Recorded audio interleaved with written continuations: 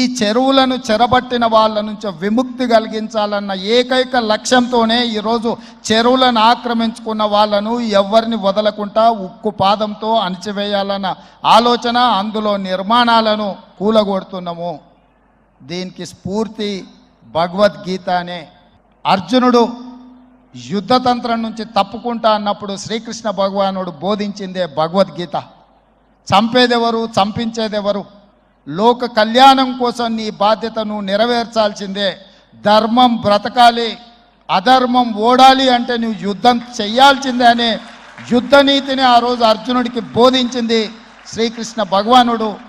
ఇవాళ ఆ శ్రీకృష్ణ భగవానుడి బోధనానుసారమే ఈరోజు ఈ చెరువులను కాపాడే కార్యక్రమాన్ని నేను తీసుకుంటున్నా. నాకు తెలుసు ఈ చెరువులలో నిర్మాణమైన విలాసవంతమైన ఫామ్ హౌజులు ప్రభుత్వాన్ని ప్రభావితం చేయగలిగిన స్థానాలలో ఉన్న చాలామంది వ్యక్తులు ఉన్నారు.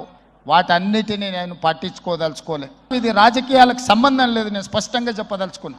రాజకీయాల కోసమో లేకపోతే రాజకీయ నాయకులను కొంతమందిని దృష్టిలో పెట్టుకొని చేపడుతున్న కార్యక్రమం కాదు ఇది.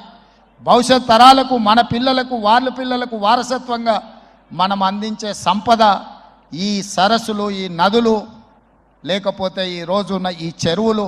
ఈ ప్రకృతి సంపదను మనం విధ్వంసం చేస్తే ప్రకృతి మన మీద కక్ష కడుతుంది.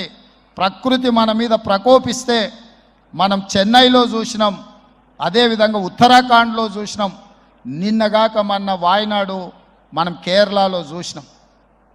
ఈరోజు ఇలాంటివన్నిటిని దృష్టిలో పెట్టుకున్నప్పుడు ఈ హైదరాబాదు నగరాన్ని రక్షించుకోవాల్సిన బాధ్యత మన అందరి మీద ఉన్నది. ఇది ఒక సుందరమైన నగరం. ఈ నగరానికి ఈ చెరువులే ఒక అందం. ఈ చెరువులను కాపాడే బాధ్యత ఈ ప్రభుత్వం తీసుకుంటుంది.